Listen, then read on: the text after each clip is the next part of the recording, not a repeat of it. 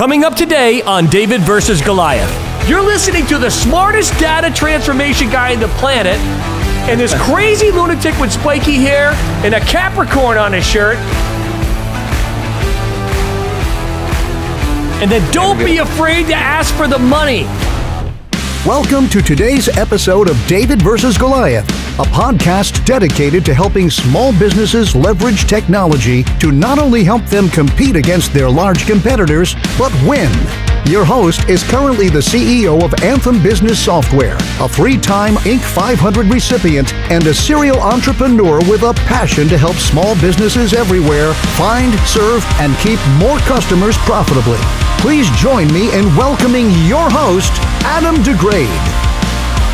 Hey everyone, it's Adam DeGrade with another fantastic episode of the David versus Goliath podcast. Today I have the CEO and co-founder, Armon Petrossian from Coalesce. It's going to be a lot of fun. We're going to learn a ton today. Before we get into it, today's episode is brought to us once again by AnthemSoftware.com, where you can find, serve, and keep more customers profitably with their all-in-one solution of software, CRM software, marketing services to get results, and training and consulting to help your small business grow. Every business has a song. Let their software and marketing system sing yours. Visit them online today at AnthemSoftware.com. You can also visit us at DavidVSGoliathPodcast.com. There you can subscribe to receive our newsletter, as well as to apply to be on the podcast. We're getting a lot of applications. We love getting them, learning so much about so many great businesses out there. We want to tell your story and champion the small guy who's taking on the big guy and hopefully winning.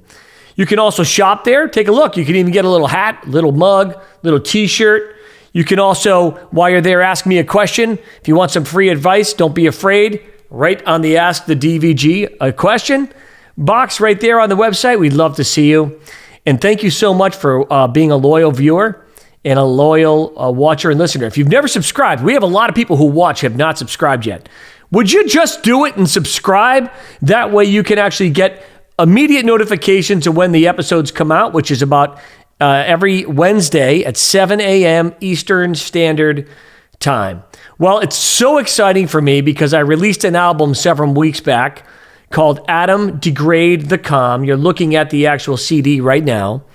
It's actually not a CD. It's just digital music. 10 songs designed to help you chill out. Piano, acoustic strings, acoustic guitar.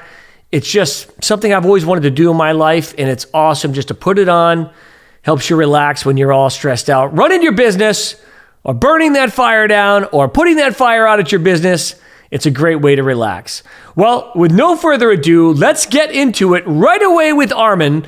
Armon, welcome to the David versus Goliath podcast. Thank you so much, Adam. Happy to be here. Glad to have you. As I always say, the fourth time's a charm.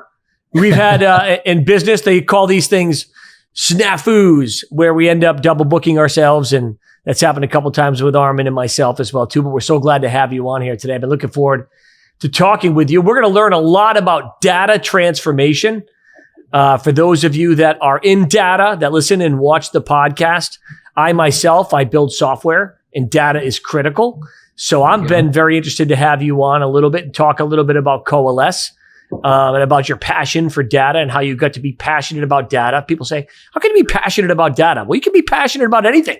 There's people that are passionate about blood sausage, but you just never know. And here we are. And Armon, welcome to the DVG podcast. Tell the listeners and the watchers a little bit about yourself and about Coalesce, and then we'll take it from there. Thanks, Adam. Yeah, it's an absolute pleasure to be here. I'm glad we can make this happen. Coalesce is what we call the only data transformation tool built for scale. There's a big reason why we classify ourselves as that, largely in part to some of the design decisions and architectural decisions we made for a product in the beginning stages that's unique to us. But ultimately, where we're focused and the problem we're solving is all about taking data in its raw format and transforming it to the point where it's actually consumable to have insights be driven out of the data, which is probably the largest bottleneck right now in analytics today, are companies trying to be data driven. You've seen automation impact pretty much every sector of analytics, However, there's this incredibly manual, time-consuming, expensive portion of where it comes to being data-driven, which is largely transforming that data, taking it from that raw format, being able to prepare it in a way that's then consumable. Yeah, that definitely is a challenge. I mean, over the years, softwares that we've even used for our business and softwares that I've even built for our business, there's so much data, but in some cases, the end user can't access it or the business owner doesn't know what to do with it. And so what you're saying is that you built software to help take raw data. If I'm reading this correctly, when I went and visited your website, you're taking raw data in and then you're giving programmers the tools they need to sift through the data quickly and effectively to program end user reports that mean something versus just having this raw data sit there and not be usable. Yeah, pretty much exactly. Now, you've seen the market evolve dramatically with the emergence of the cloud platforms like Snowflake, and they gave access to users that was never possible before at a cost that is much lower than what traditional multi-parallel processing type platforms costed on premise. Now, with that emergence of these incredibly powerful and scalable platforms, you've also seen automation for actually acquiring data. So getting data from source systems, whether it's an API or an on-premise platform, has become incredibly easy with the emergence of technologies like Fivetran, HVR. Where that leaves users is this next point where you've got all the data landed in the platform in its raw format. Now, how do we take it from that point with a dozen different data sources and blend it together and transform it in a way that's then consumable by your dashboarding tools or your data science tools? That component, that singular component of taking the data after it's been landed to the point where it's consumable and it's properly documented, has lineage, is the hardest part, the most time-consuming part in analytics today. And that's what we ventured out to solve. And a lot of that experience came from our backgrounds. I was just going to say, to be able to get to the point where you're like, okay, there's a massive need. And if everyone's having the same problem, it's probably because it's very difficult. Because there's a lot of smart people that build software, and I'm sure you've been around them. I've been around them. I like to consider myself somebody who's pretty smart at doing it and building teams that can do it. Not that I'm a programmer, but, facilitating the thoughts and the ideas of what the outcome of what you're looking to get. But it has definitely always been a problem. It seems like reporting and data is always one of the last things that a business owner or even a software thinks about, versus it's one of the most important things. It's not just what this tool is doing.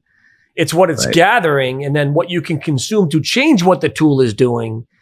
And it seems like you've actually made that a smoother transition. Now, that had to be a progression, I would imagine. You're the co-founder and you're the CEO of Coalesce. You don't just wake up one day and say, there's a little problem with data that I've seen for the last 15, 20 years. I mean, you've obviously lived it, breathed it, experienced it. Tell the folks a little bit about your past and how you ended up being the CEO of where you are now. Yeah. My co-founder and I, we met at our previous company, Warescape, where really we were exposed to the world's largest and most complex data warehouses in quite commonly the Fortune 500 global organizations. And we're responsible for solving that problem, solving the transformation problem. That tool had a large breadth of as a solution, whereas we wanted to be hyper-focused on the transformation category, which is where we felt was the best overall section that we were able to address. And so while we were there, we saw, time and time again, the common problems that organizations of the largest industries were dealing with, and was where we were able to come through with the concept of Coalesce and how to really take transformations to the next level. How do you figure out, I guess, one of the things that's always been fascinating to me doing this for so long, Armon, is trying to figure out, like, how do you charge for something like that? So, if you're saying that you're one of the newest and it's one of the best ways to take this data and transform it, that also means that you're forging ground on what this costs to do.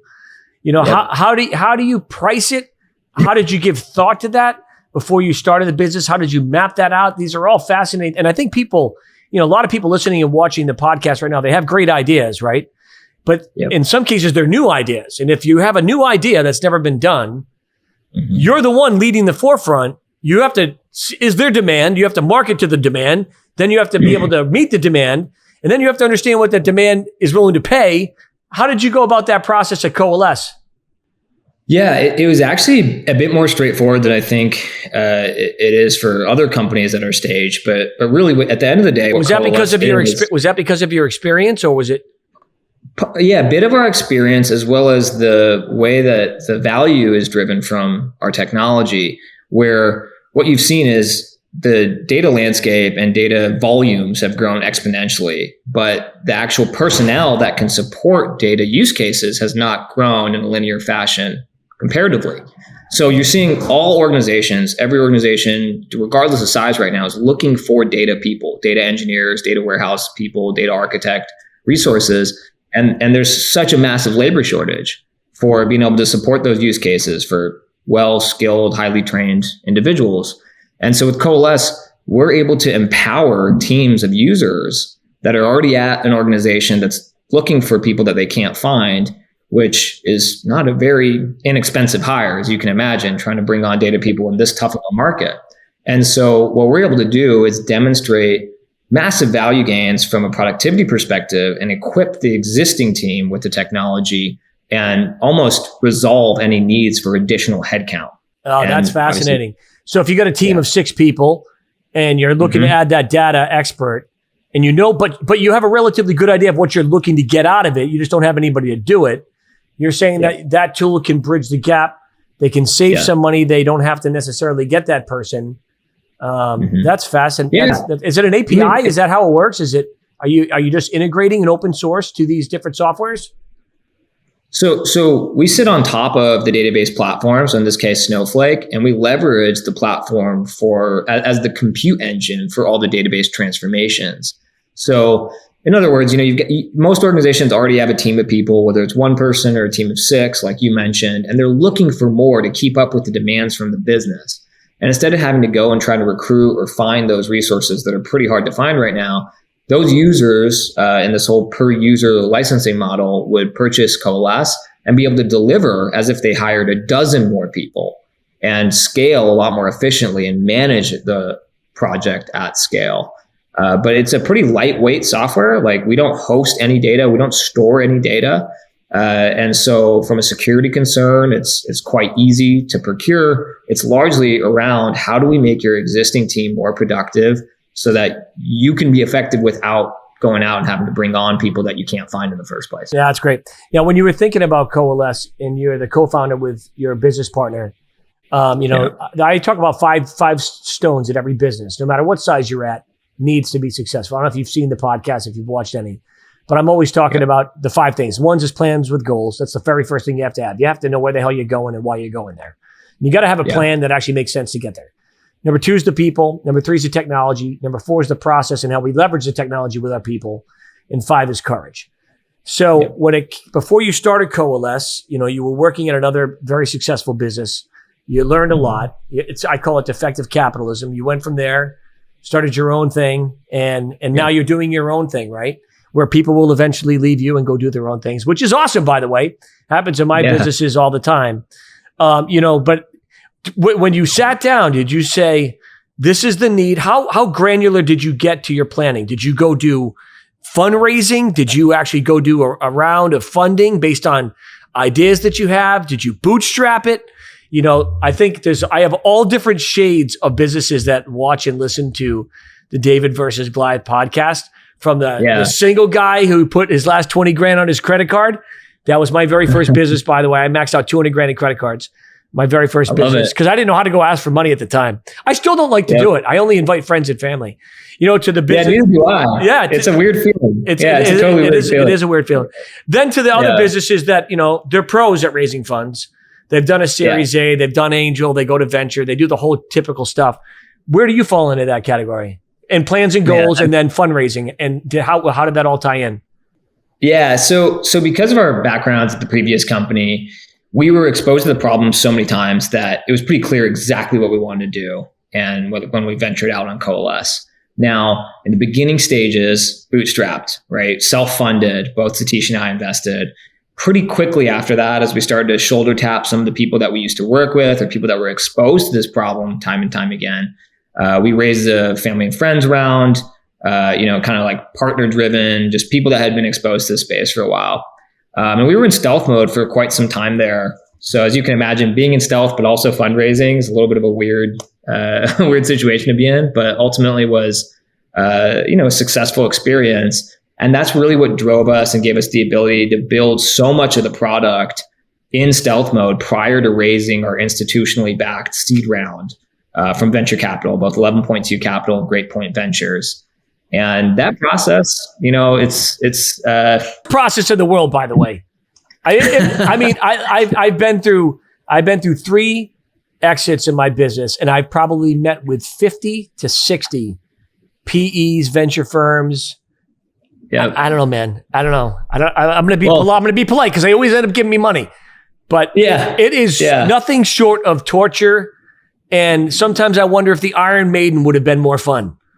Yeah. I got to say, we're grateful because our institutional fundraising round went pretty quickly. I think we were a little bit ahead of companies that are typically in our stage. Not to say that it wasn't painful to go through it and stressful. It certainly was. Don't get me wrong. But just fundraising in general, it's such an interesting experience. And in many cases, you're making it up. You don't. Yeah. I mean, they're asking for this 5-year plan, and you're like, all right, and you're massaging this magic ball in the background, like it's like the Wizard of Oz. The guy's in there, he's like looking for a picture. You look for anything you can do comparably, and people that have done this and have been through this know exactly what I'm talking about. There's always that element, especially when you're in that young stage and you don't maybe necessarily have a long history of clients and stuff like that, and you have this theory and this idea. To model that out, it takes a lot of risk and a lot of bravery on everyone's part, right? Not only your part, but on the part of the people who actually give you the money at the end of the day. And that's exciting. So Armon, we got to take a break from our corporate sponsor. But when we come back, we're going to continue the discussion and have some fun. You're with Armon and Adam D. Grade, your handsome host here on the David versus Goliath podcast. Here's a special message from our corporate sponsor, Anthem Software. Check it out. We'll be right back. Anthem Business Software System is designed to specifically help small businesses just like yours find, serve, and keep more customers profitably. We do this by providing you with the most powerful software, automations, and marketing services to help your business compete and win in this ever-changing digital world. Take a short video tour at anthemsoftware.com. Anthem Software, every business has a song. Let our software sing yours.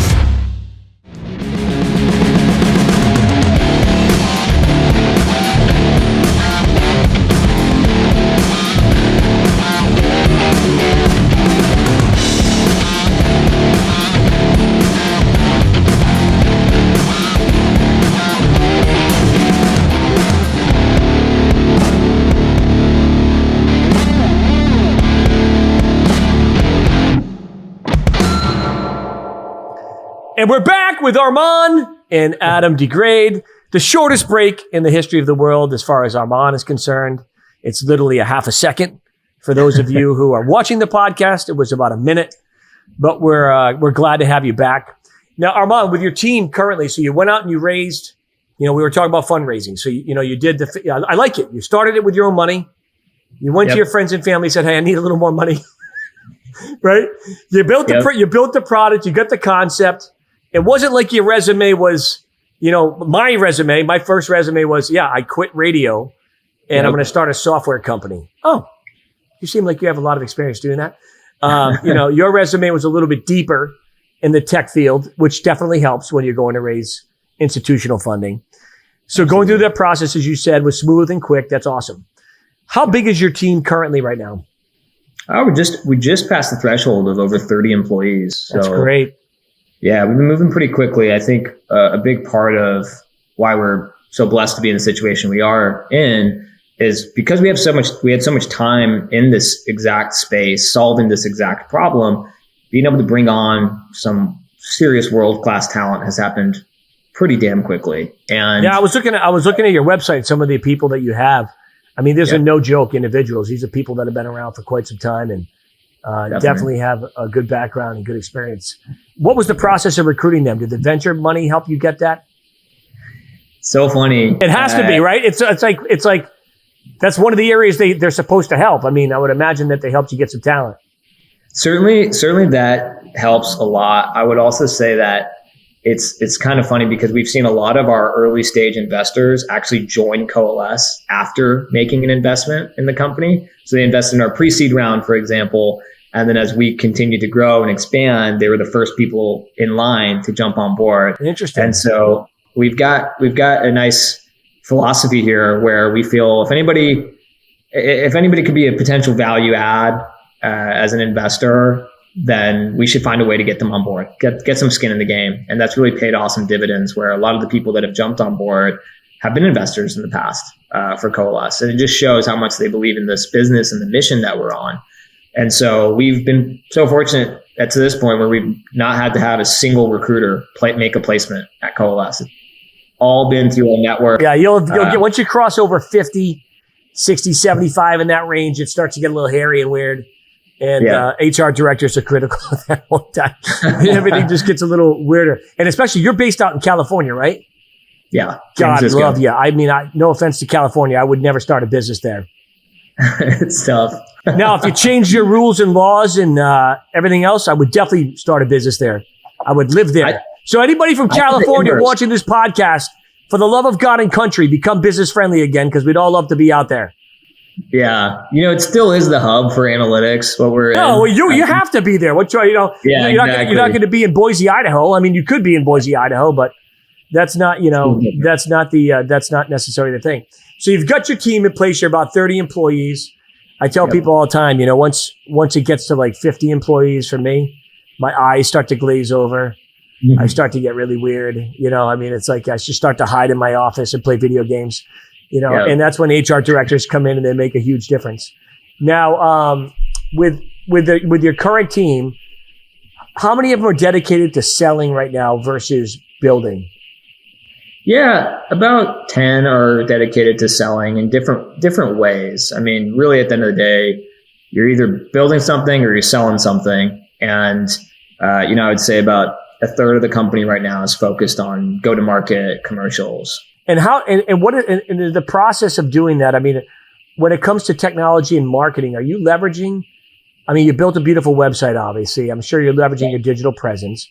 Yeah. Is there any need to do like LinkedIn advertising? Are you trying to do that kind of targeted things, or are your people just basically saying, "Here's our ideal client list. Here's a picture of somebody with a smiley face on it. Here's a script of what they say when they call them." And pick up the phone and smile and dial. Is it a little bit blend of the both, or are you leaning on one more than the other? Absolutely. It's a blend of everything you can imagine. So trade shows, web events, internet marketing, LinkedIn paid ads, cold calling, prospecting. I mean, my background was running sales for the previous company that we were at. I was in charge of all of North American sales. So that's my focus really as in my career, my expertise. And so coming out of the gates here, we've had a tremendous amount of traction, momentum from the previous relationships we've been in, previous organizations, customers that we've worked with, and then just the overall methodology on how we aim to get our name out there as a business. So you're doing trade shows. Trade shows are always a mixed bag for me. They're a blessing. They're fun.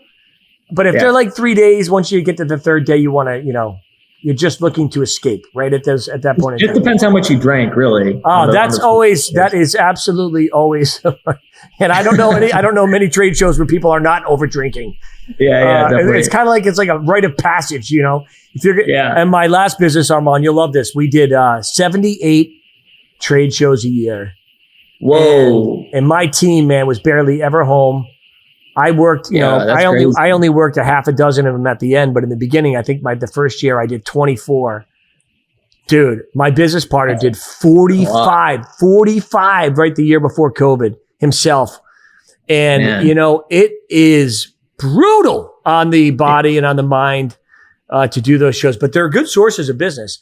Are you doing any targeting through digital marketing at all on your business?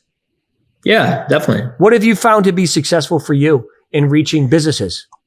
I would say our biggest audience, like we're the people that we talk to and focus on is largely on LinkedIn. It's not on Twitter or Facebook, since this is enterprise software B2B software. So the focus is largely on LinkedIn. Yeah, no doubt. It's a great tool. And they've got some great tools. They've come up with some really, really great tools to reach out and communicate with people. We find it to be valuable. So Armon, so for example, my company, we're building our next generation CRM software right now. So you can imagine I have marketing data, customer data, click-through data, ranking data. I mean, we built some pretty nasty reports as well too. What would your team, if they were talking to my CTO, what would they, this is interesting, by the way, because we're doing this live right now. What would be the pitch to the CEO, myself, and my CTO who's watching as to why we should look at what you have to offer to enhance and grow our software development and our software offering? Yeah. I mean, the first thing I would ask, and this is regardless of the organization, is what's the problem you're dealing with today? Is it a matter of taking data from those sources and getting it prepared to the point where you can make it consumable in your dashboarding tools? I would say that's always a challenge. So one of the things that I've always had, and that I'm working on this time around, this next generation, is, by the time I get to the end with these companies, I end up having thousands of similar companies, right? Yep. There's always been ways for them to report on how well they're doing. But what I've always wanted to do is, well, how well are you doing in light of the top performers in our software?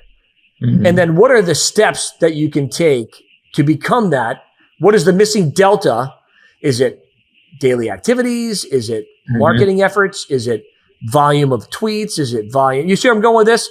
Is it volumes of nurturing campaigns? I mean, there's a reason why people that work with Anthem software or my other businesses are more successful than others who work with Anthem software.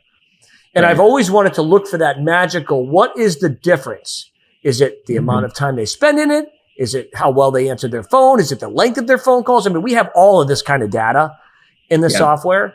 And I've always tried to say to myself, how can we not only report back and regurgitate to them how well they're doing just themselves, but how well are they doing in light of not just themselves versus their competitors, which we can already do, but how about how well are they doing in the light? Would that be something that your product would be able to help?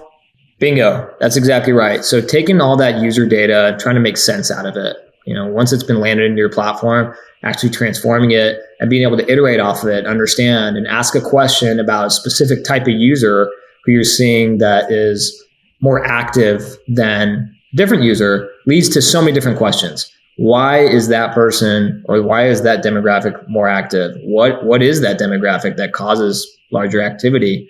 What certain metrics or points did those users hit as a threshold, which creates them and makes them more active? All these questions, like one question when you get an answer to leads to 5 more questions, which leads to 5 more answers. And ultimately, you're trying to drive insight from that user data, from that activity.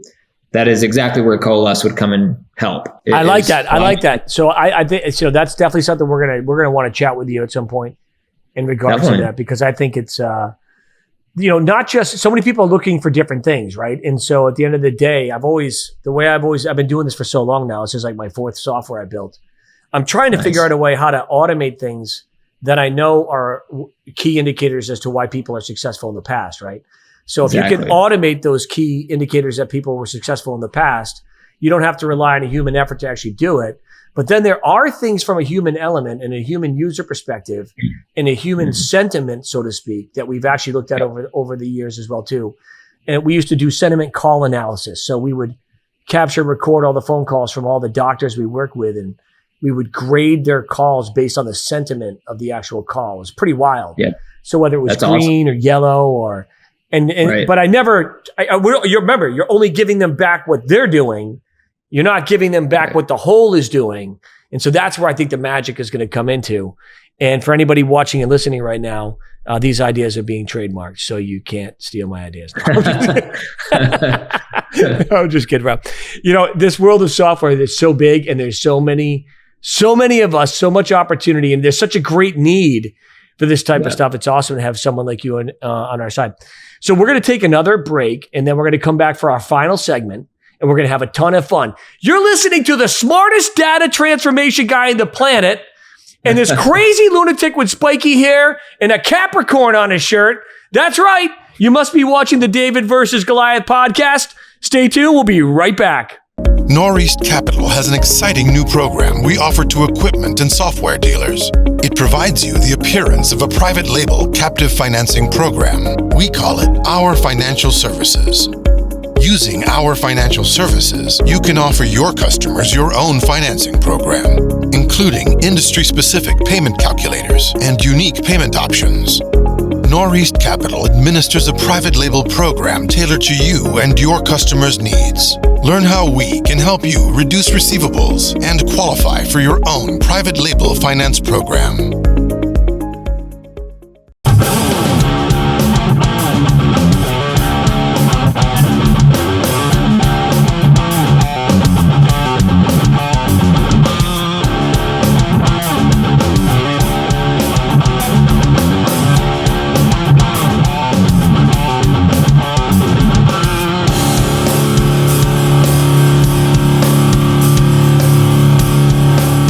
And we're back for our final segment with Armon and Adam, but I think I'm going to pronounce myself Adam today because it'll just rhyme a little bit better. And or A squared. Both of our names start with A. So Armon, this has been fascinating, and I can definitely see even a need for my own software business to get with a company like yours to help look at that data and transform it. And by the way, Armon did not pay to be on this podcast. So many people think that my guests pay to be on it. They do not. My sponsors pay to be on this, not my guests. So don't ever accuse me of trying to pimp out somebody else's product. These guys are here because they have a decent offering, and we love talking to people that are trying to change the world at David versus Goliath podcast. Now, there was one thing on here that I wanted to chat with you about. There's a question that we talk about here. Now, hopefully this is okay and it doesn't get too sensitive. If it does, we'll scratch this whole segment and we'll do a different one. Sure. But there's one question on here. It says, what has been your biggest failure and how did you overcome it? And you said one of the biggest failures you had to overcome was your relationship with your dad. And you were talking about in the young adult in that relationship and how tense and transactional it was. Definitely. And I think, a lot of podcasts would skip this, but to me, at DVG, we always like to talk to the heart of the person as well too. I mean, all of this stuff affects who we are in our life, right? How we were raised, who we were raised with. My dad for years, to share a little bit, my dad watches the podcast all the time. My dad's one of the greatest guys in the world today. So Pops, I love you. But my dad would be the first to tell you that growing up, it was very hit or miss with my pops. And one day, it was based on how he was feeling about himself, right? So one day I would be the greatest kid. One day I would be the biggest bother in the world. There was that difficult challenges, and that absolutely affected us and affected my life as a young adult.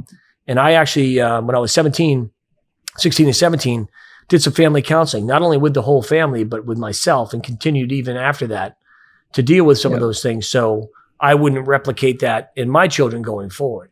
But people don't really understand when, they look at success, they look at people like yourself and I that have built companies, and they assume that we're like these pillars of strength, and that we're impervious for pain or personal strife. And that's not the case. Tell us a little bit, tell the watchers and the listeners a little bit about what you went through and how that affected you and how did you overcome it? If you don't mind. The biggest thing is, absolutely. I mean, obviously this hits home in many ways. And the biggest thing is understanding how to have and placing an importance on meaningful relationships, how to work with people, and how certain individuals cooperate and communicate. And it shouldn't come as any surprise that as an entrepreneur, you have difficulty with authoritarian figures, right? Where you're a bit rebellious, you want to challenge the status quo. Yeah. And as a result of that, a fatherly relationship can be compromised. And as I got older, I realized that so much of relationships require true ownership for yourself as an individual and empathy, being able to understand what somebody else is going through, what direction they're coming from, and ultimately taking ownership for any type of relationship, whether it's your father, family member, a coworker. And, throughout that rebellious phase, throughout those stages of life, obviously a lot of things can be compromised, and being able to get important relationships, whether it's a father, mother, sibling, cousin, largely can fall into your laps. And if you take ownership of those relationships and are able to have empathy for people, it's very possible to have a meaningful and successful relationship with anybody. And I think it's obviously a humbling experience, as a young individual going through certain emotions and experiences like that, and really taught me a lot of lessons. And similar to you, Adam, love my pops, amazing guy. We've got an amazing we're not trying to crap on dads here. By the way, I am a dad. If you talk to my oldest son, Armon, he's 27. Yeah. 27. I'm sure he's got some things that he's dealing with from me as well, too, right? I mean, but it's real, right?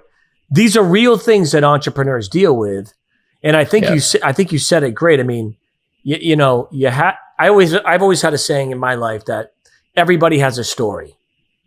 Okay, so the person that you come in contact today at your local coffee shop may treat you poorly.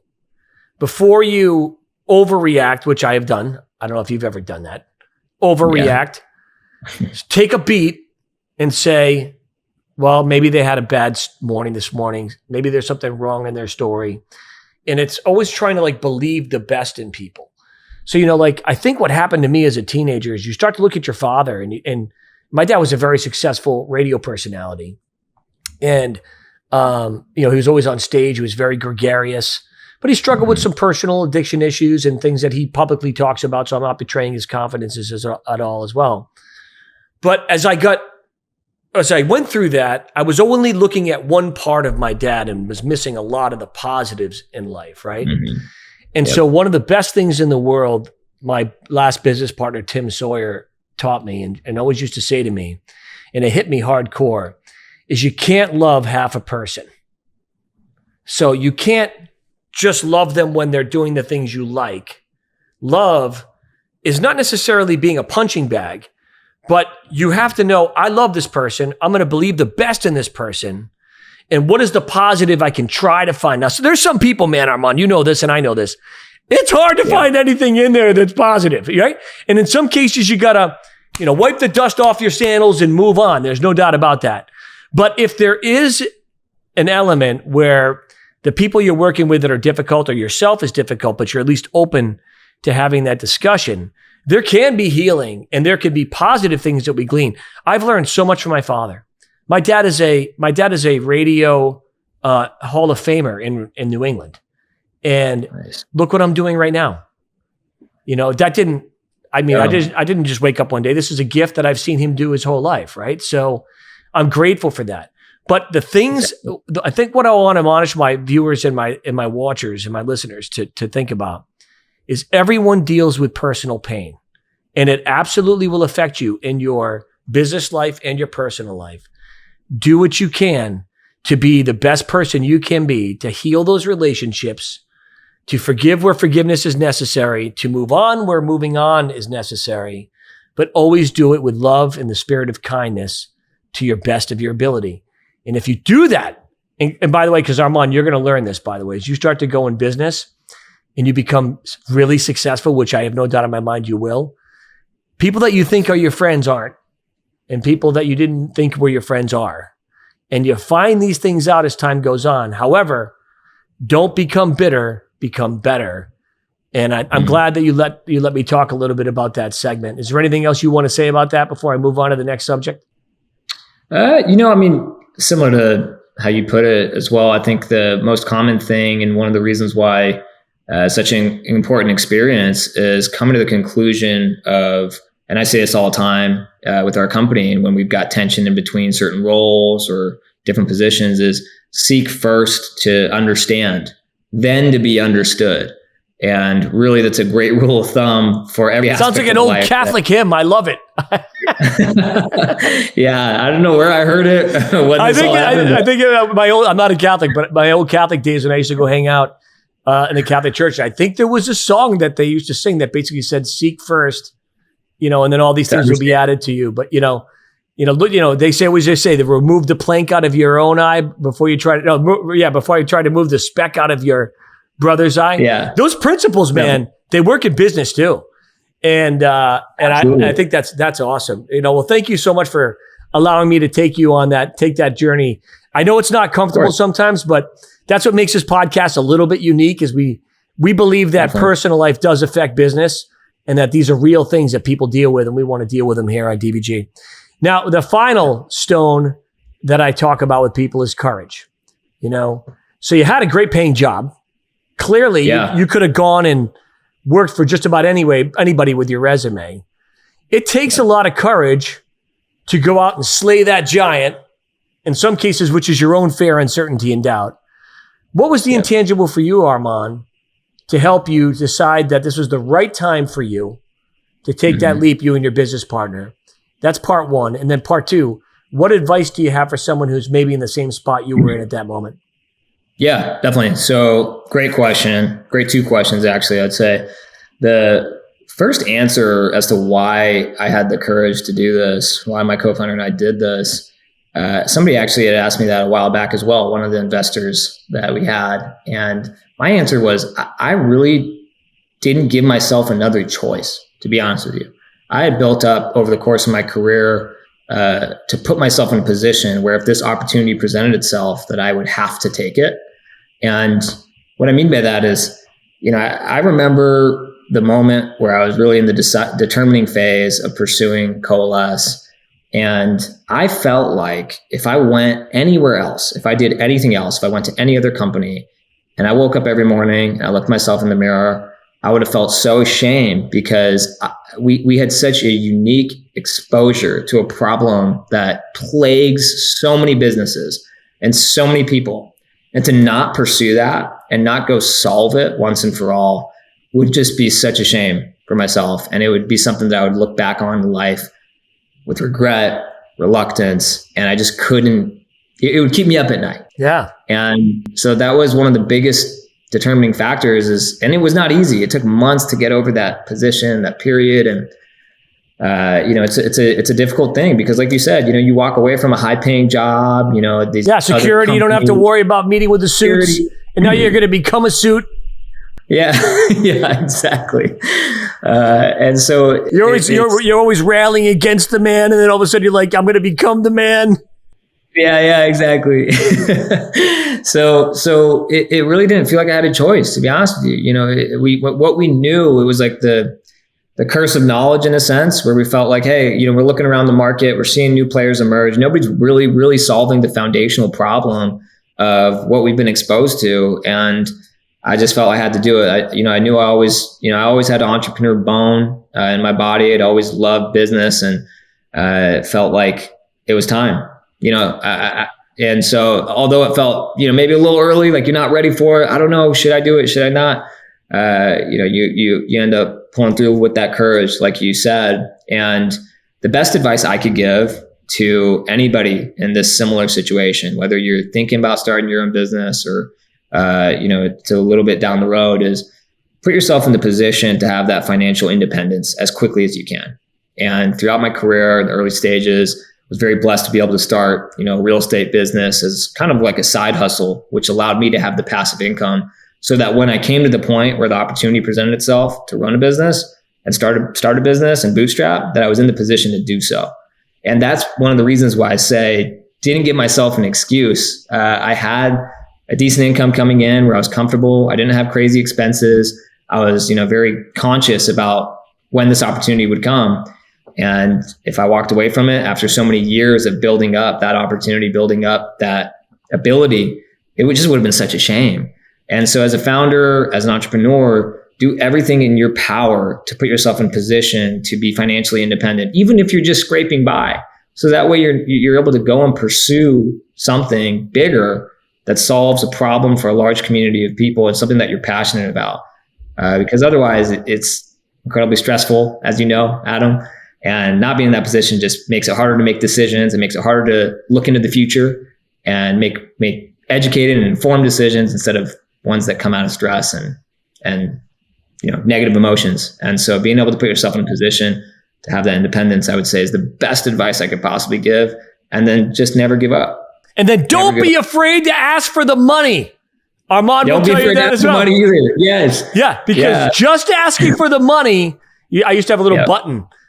Just ask for the money. I mean, it was I trained my poor salespeople. I trained them like freaks. That's all they have to do. And you know, you said something great. And a buddy of mine I had on the podcast, it's actually coming out next week. It's been out already since when your episode is out. The interview is Clay Cook. I mentioned him the last few weeks. He said, regret is embedded in the risk you didn't take. Yep. And I love that saying.